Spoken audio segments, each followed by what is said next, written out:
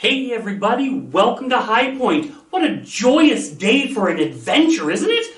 Today, we are going to discover some things about joy. I really can't wait, but before we take off, I think we should probably get to the point, don't you? It's been a long time since we've had a point. I mean, really, we've taken Thanksgiving and Advent and New Year's. We've had different lessons, and I'm so excited to get back to our normal High Point things. So, to get to the point, I can be joyful all the time, and so can you. Will you say that point with me? I can be joyful all the time, and so can you. Now, I know we talked a little bit about joy during Advent, but over the next 5 weeks, we're really going to dive into what is joy. 2021 is here. We're in a brand new year. All of the things that happened in 2020, maybe they were good, maybe they were bad, they're gone. And now we have a new place, a new time that we can start, 2021. And I want us to really focus on how can we have joy. Not just joy that we remember, but joy continuously. And so that point, I can be joyful all the time, and so can you, is perfect for this brand new year. In fact, it reminds me of our memory verse, our life verse for this set of lessons. And that comes from Philippians 4:4, and it says, "Rejoice in the Lord always." I say it again, rejoice. We'll get into a little bit later. I think our fourth lesson talks about it. When Paul wrote this verse, "Rejoice in the Lord always," I will say it again, rejoice. There were some things going on, so keep that in mind. We have a really exciting story in the fourth lesson about that verse. But if we just focus on it today, I will say it again, rejoice. Guys, rejoice in the Lord always. The verse tells us to rejoice or be joyful all the time. And that really truly isn't always easy to do, is it? No, not really. When is it hard for us to have joy or to rejoice?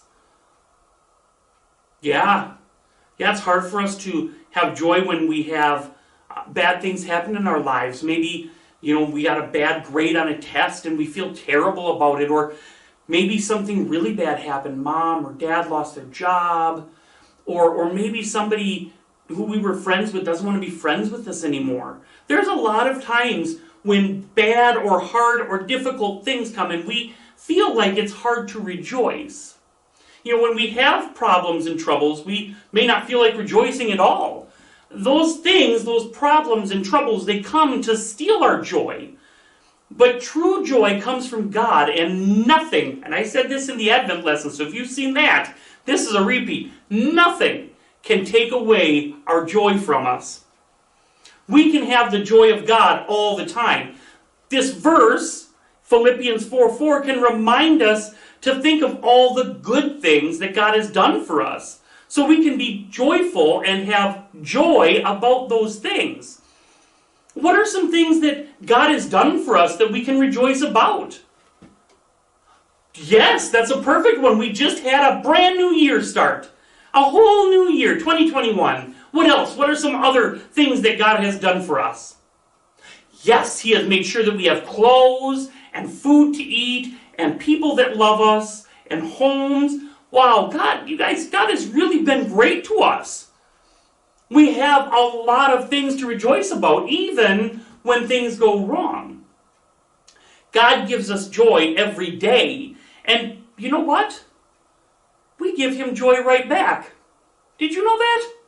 We give God joy right back. In fact, that's what our Bible story today is about. It's actually the very first story in the entire Bible. Are you ready?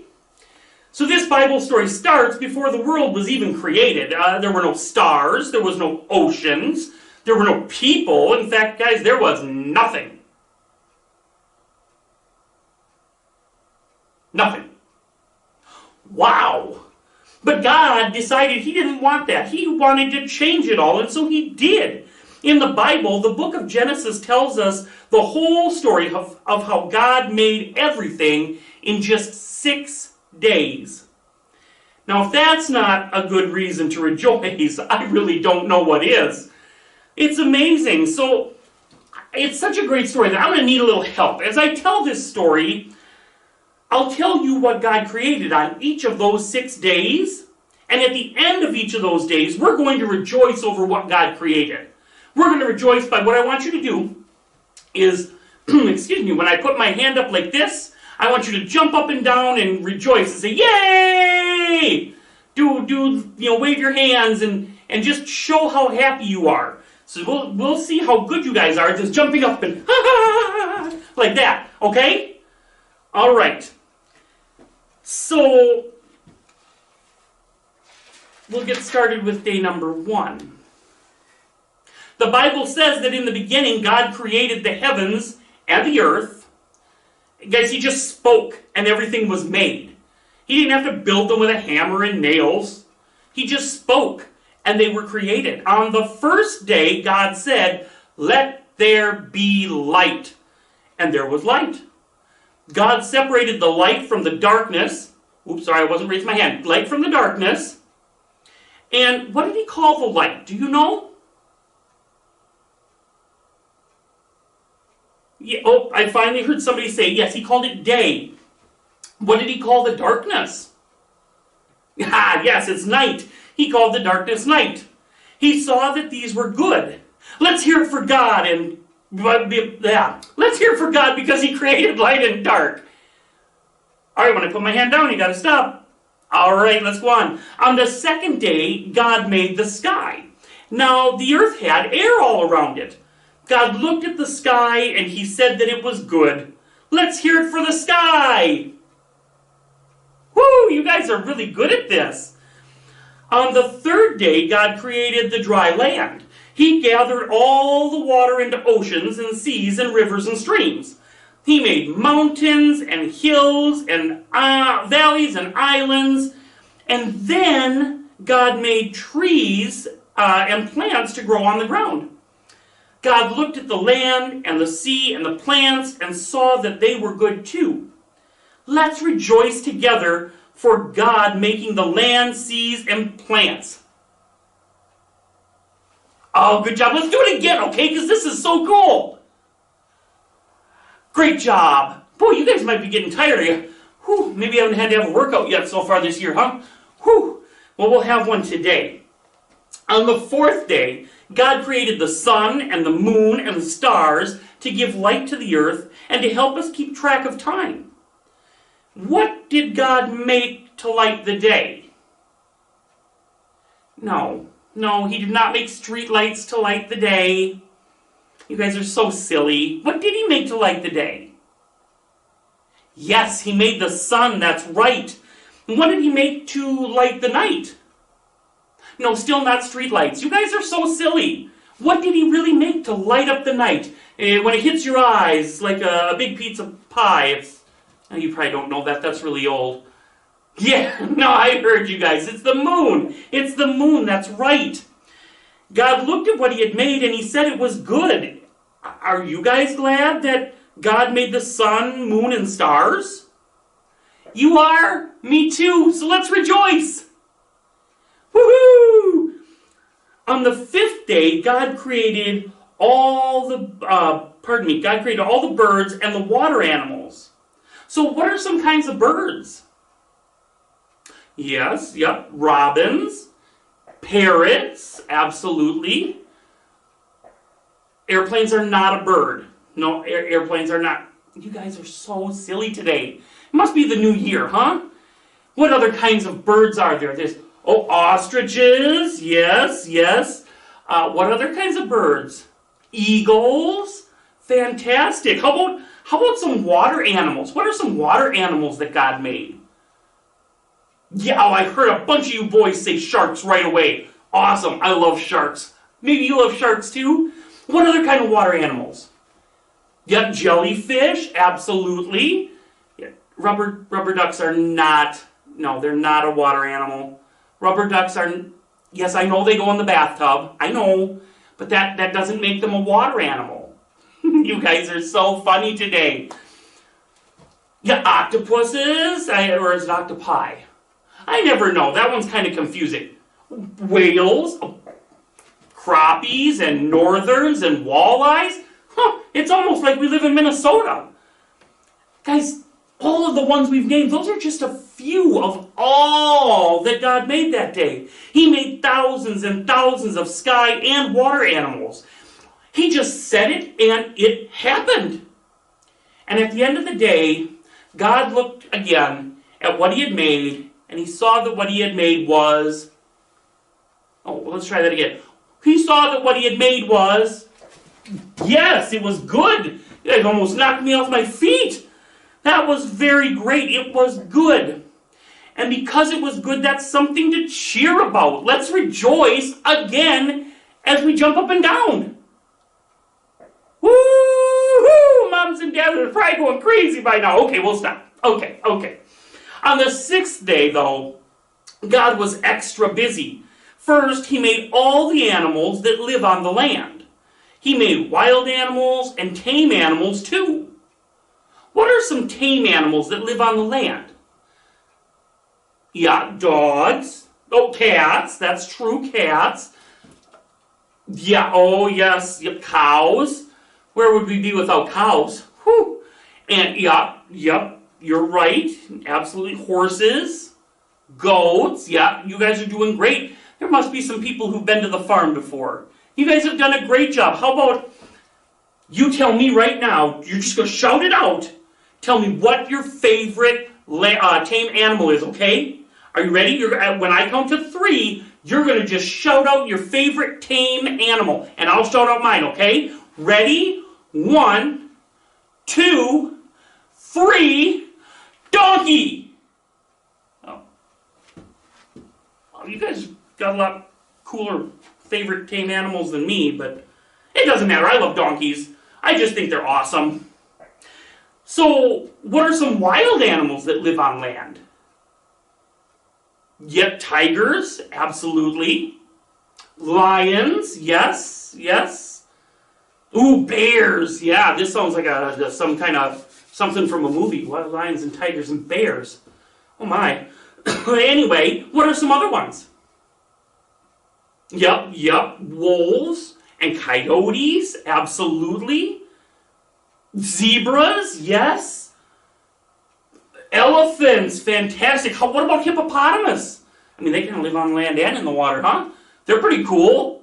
Oh, at least I think so. What are some others? Yeah, absolutely. Cougars or mountain lions. Yeah, what else? You guys got any more? Oh, giraffes. How could I forget giraffes with that big tall neck? Their neck is already taller than I am. That's pretty cool. You guys, those are just some of the very few of the many wild animals that live on land that God made. But just like we did with the tame animals, on 3, we're going to say, you're just going to shout it out again, what's your favorite wild animal that lives on land? Okay, are you ready? 1, 2, nacho cheese, rhinoceros! No, nobody else said rhinoceros. Oh. Well, I like all of your favorite wild animals too. I just like rhinoceroses because they're big and they got that big horn coming off their nose. That's my favorite. Anyway, God was happy with all of these animals that he had made. In fact, he was so happy that I think we should rejoice twice as hard as before. So when I raise my hand here, you're going to jump up and down and shout and wave and be as crazy as possible with all of your happiness and joy. Ready? Wave! Ooh, you guys are good. But see, guys, what's funny is that God wasn't finished on the 6th day. He still had something very special that he wanted to create on the 6th day. Can you guys guess what God made next? No, he did not make pizza. He was not even, no pizza.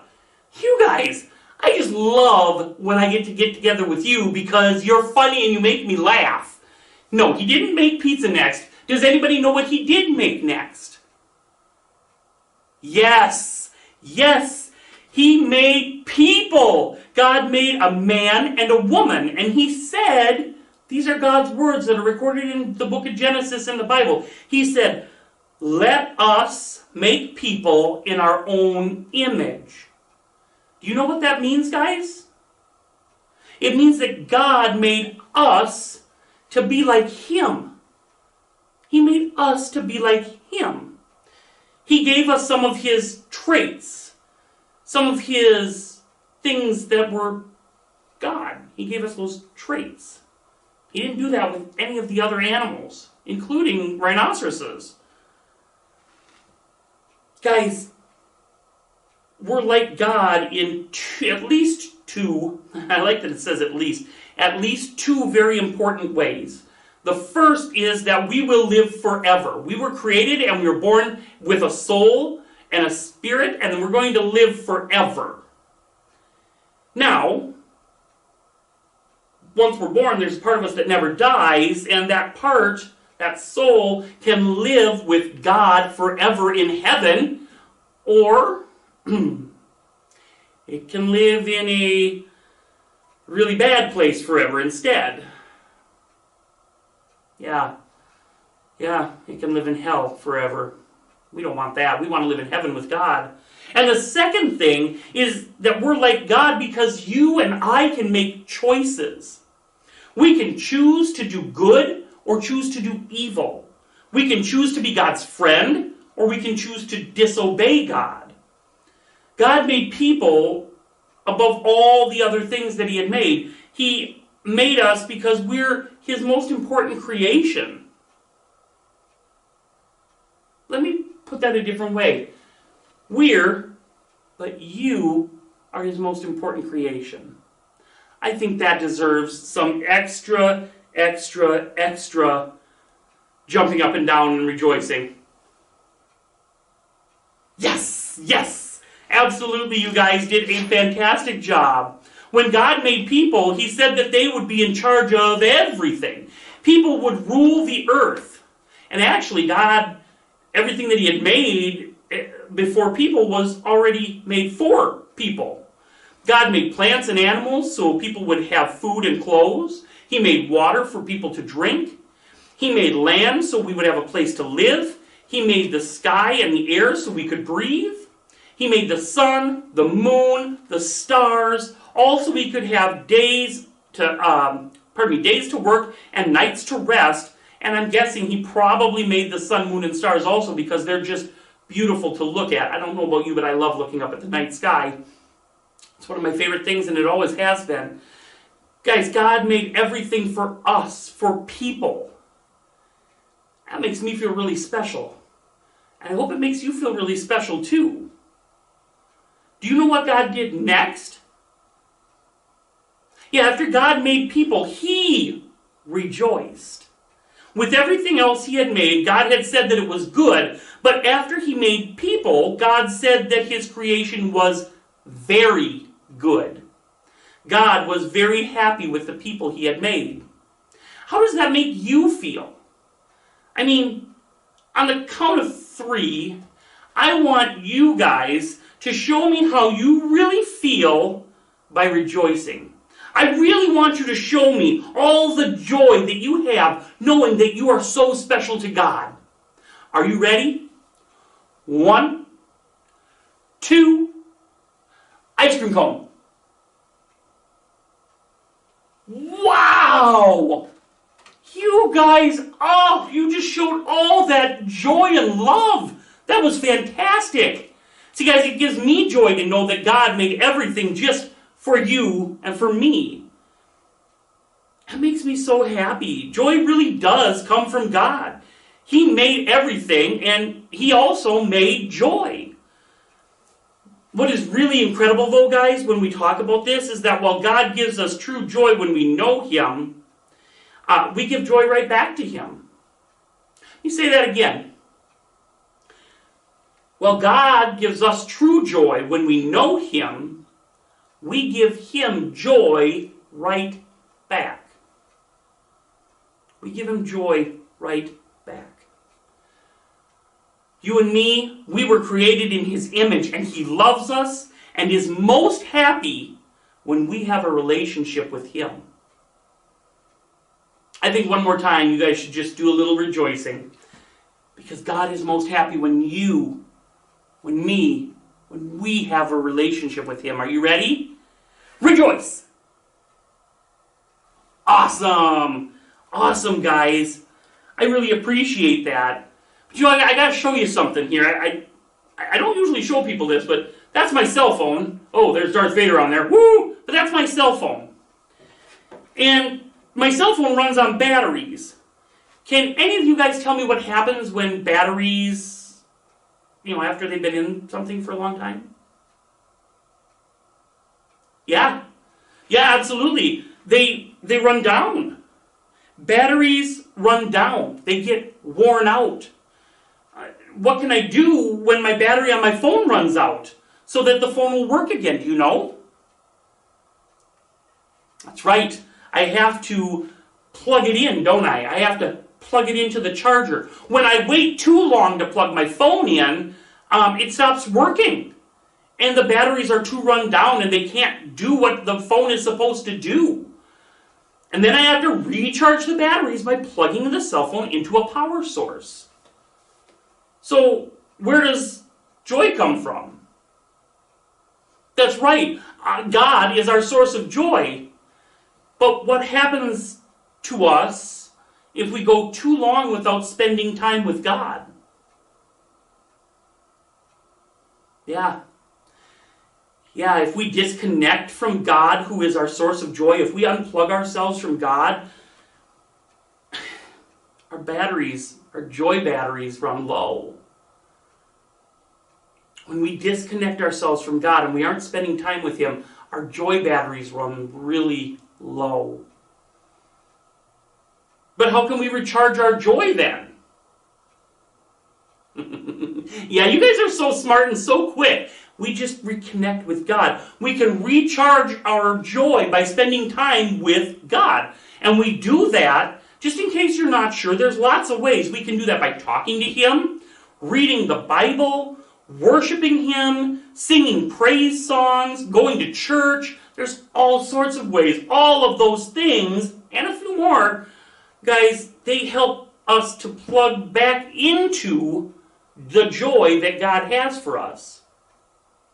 I mean, we might get joy from getting, a new video game or winning a soccer game or baseball game. Maybe we got a lot of joy from our Christmas presents, but that joy doesn't last, does it?